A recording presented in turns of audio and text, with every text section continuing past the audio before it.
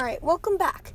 Today we are on a train chase for this phosphate train, it looks like. So here we're just chasing it down Stearns Road, and now you can see it coming over the Fox River. Now we're stuck at a red light, but there's a train going over the bridge. We beat the train somehow, so we're gonna catch it here. Here comes the train, and we're gonna see what engine it has on it.